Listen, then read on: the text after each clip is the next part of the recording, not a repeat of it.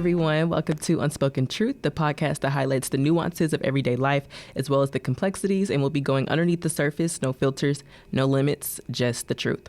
So today's episode, I'm super excited about getting out because it's just for the people who feel as if they can't find their groove in the new year, or let alone find any goal at all that suits themselves. Or maybe you set a goal and you want to know why it hasn't even launched off or taken off at all. So this episode is for you watching.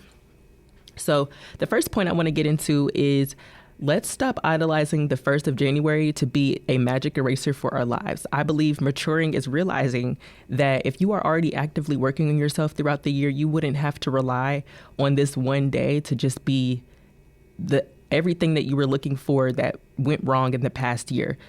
Even for me, I don't really have a lot of goals. I don't really set a lot of goals for New Year's just because I personally believe that you are your biggest project. So you're allowed to rebrand, regrow, restart however many times you want to and need to. And that's okay because you are allowed to do that. You are your biggest project to work on. The second point I want to bring into is that everyone, I know this is a friendly gesture that we all say, but every time someone says, I hope this year brings you prosperity, I hope this new year brings you love, I hope it brings you finances in your life, whatever it may be, the year doesn't come with anything that you don't already have. The year doesn't come with anything that you aren't actively working on.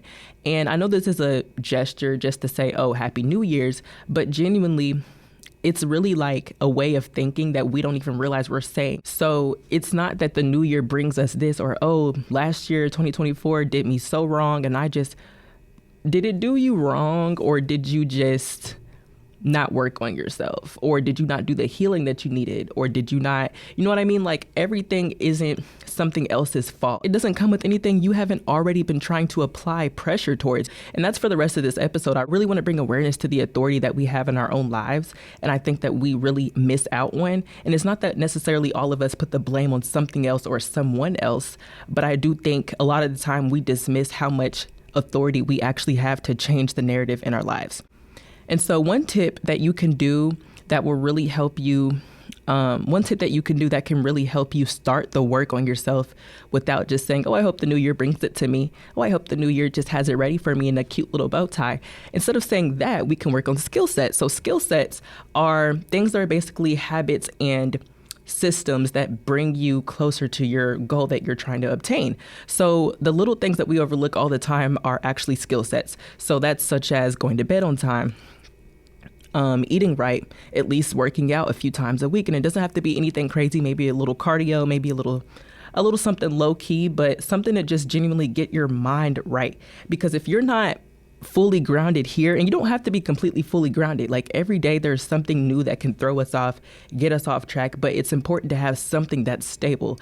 And the one thing that can be is the habits that we have. And so I'm telling you guys, even like the little stuff from like reading 20 minutes a day has made me feel like I can hold a conversation longer. It's the little stuff, you guys, that we just overlook. So getting your mental right and grounding it is just about doing things that don't include your phone all the time, actually making it critically think. Now, when it comes to an actual skill set that you may need for whatever goal that you have, I definitely recommend researching the area that you want to be in. So if you want to be a content creator on TikTok and have whatever amount of followers by like March, look at somebody's life and how they live and how they do it. Because I personally used to hate looking at morning routines because I'm like, oh, I already know to do that. But then again, I wouldn't do anything that I was watching on morning routines and how to better myself. So if you really look at the person who's in a position that you already want to be in, you can say, okay, let me at least try. And so that gets me into my next point of, I'm going to be speaking to my perfectionist, okay, in this point, but let's stop being embarrassed to be embarrassed. I had this thought that lived rent-free in my head throughout most of high school, and I genuinely was so ashamed of messing up. And it wasn't because everyone else was watching me. It was because I genuinely equated messing up with failure. Failure is when you don't try at all. But messing up is at least having a foot in the door to see what you can do better. That's room for growth. That's room for another opportunity to learn something and have another skill under your belt.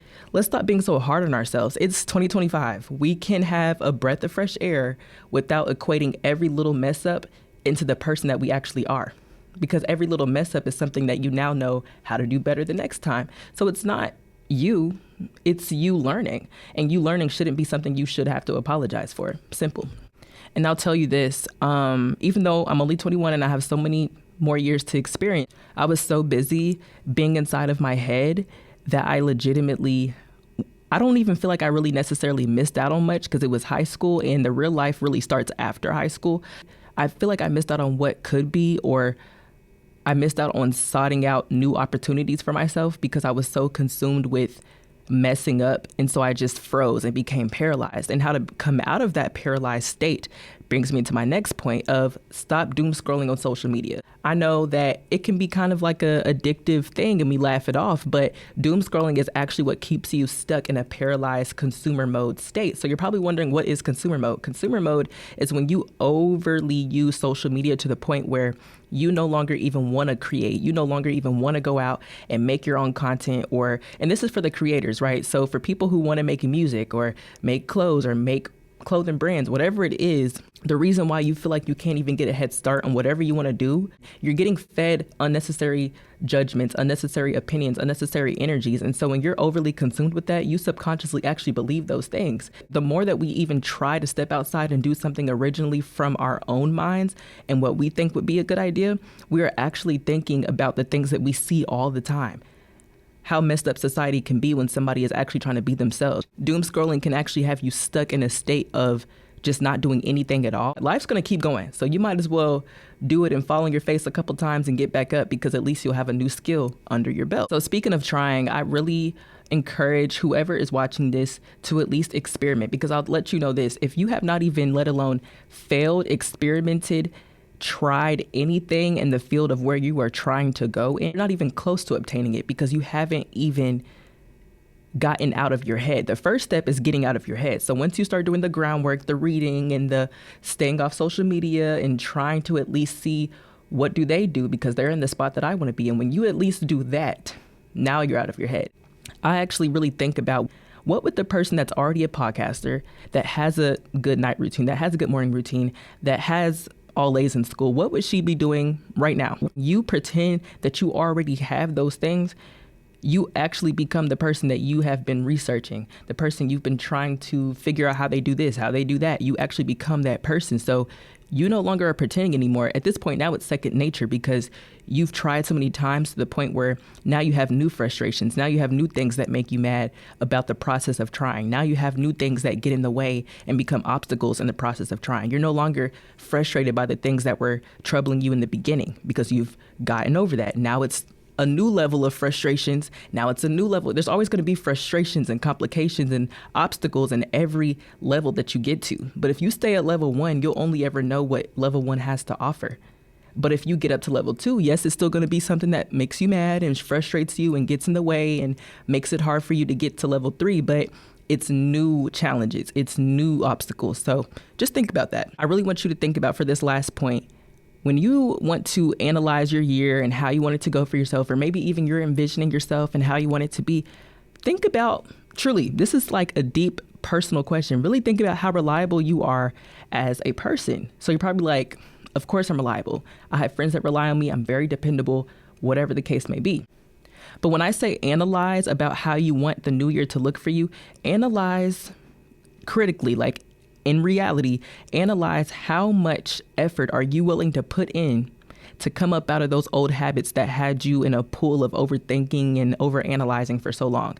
And when I say this, I really want you to think about the amount of no's that you gave in 2024 versus the amount of yeses that you gave in 2024. I did this with myself. I counted up and I said, well, I did have more no's, okay? And for me, that was going to the gym, right? So I'm thinking about, I had more no's. Now, you're probably thinking, okay, everybody says that. Everybody does that. We all have days where we just don't do it. But here's what happens subconsciously. Now, I did my research on this because I genuinely thought at one point something was actually wrong with me, because I'm like, why do I keep not showing up for myself? Now, I'm going to tell you this. Every time that you choose not to do something that you know you're supposed to do, that you know you should have done, every time you don't show up for yourself in that way, you're telling your mind it's not important. You're telling your mind, oh, it don't matter. You're telling your mind that it's not important enough. So the next time the opportunity presents itself, you have another excuse. And maybe it's an even better excuse. And you're actually talking yourself into, yeah, that's the right decision. I don't have to go today because it's raining, or, you know, it might be busy and it's already too late. Maybe tomorrow, right? You're already gaslighting yourself into why it's not right. And it's going to be deeper and deeper and deeper until you just ultimately don't even want to go anymore. And I'm going to tell you, this was just last month that I was talking to my friend and I was actively praying about this situation. I'm thinking to myself, like, why do I feel like everyone has their glow season? Everyone has either had their glow season or like you can see it that they've had their glow season, and mine is just not. I don't even feel like it's near. I don't even know where it's at. And my friend is literally telling me, Natalia, like, I literally see so much light and potential of what you could be. At this point, it just seems like you're the one not choosing yourself. It's not even about you having a door that's open or closed. It's literally about you choosing to just not walk through it. And I'm going to tell you now, I've never heard it worded it that way. I'm the one that's not choosing myself. I'm the one that's deliberately not showing up for myself in everything that I said I was going to do. But why is it okay that everyone else says, don't take bare minimum from this person? Don't take bare minimum from anyone in your life. Yet you're willing to accept it from yourself. You're willing to take every excuse in the book just to not do it because you don't feel like it. The reason you keep thinking that this goal may not be obtainable is because you and your mind have probably already shown yourself that you're not reliable when it comes to doing certain tasks. For example, you can confidently say, yeah, I'm going to the gym tomorrow. I know I'm not going to feel like it, but knowing me, I'm going to go. You can confidently say that the day before. You don't have to wake up the day of and say, am I going? Am I going to the gym? Am I going to go hang out with my friends? You can say it the day before because you know yourself well enough. So when you do those habits for a certain amount of time, you're able to say, okay, now this is second nature. But every time you don't show up for yourself in the way that you said you were going to do, that's you taking bare minimum. That's you taking gaslighting, the very things that you would never accept from anybody else because you just respect yourself so much. The very thing you won't take from anybody else is the very thing that you feed yourself in order to make yourself comfortable. I feel like we are adults at this point at 2025. We need to start putting ourselves on the list of people who are not allowed to get in between us and success. Every day we are chosen, you guys, because every day we have the opportunity to wake up. That in itself is a blessing. So when we choose to wake up and not evolve, because we literally have two choices every day, to evolve or to repeat. So if we choose to keep repeating and wondering why and deliberately saying, no, not today, maybe tomorrow though. Maybe tomorrow I'll choose to be the person I keep praying and crying to be at night. Who knows? When you do those things and you show up for yourself, you can walk into a room and instantly people will start respecting you because you radiate this energy of, I know what I'm talking about and I know what I'm doing.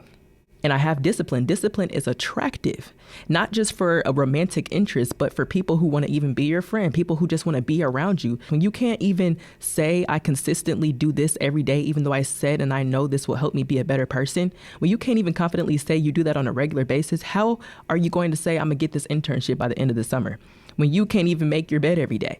You have to have the little stuff down packed and choose yourself in the little ways before you can elevate into the bigger ways. So I hope you guys enjoyed this episode. Bye.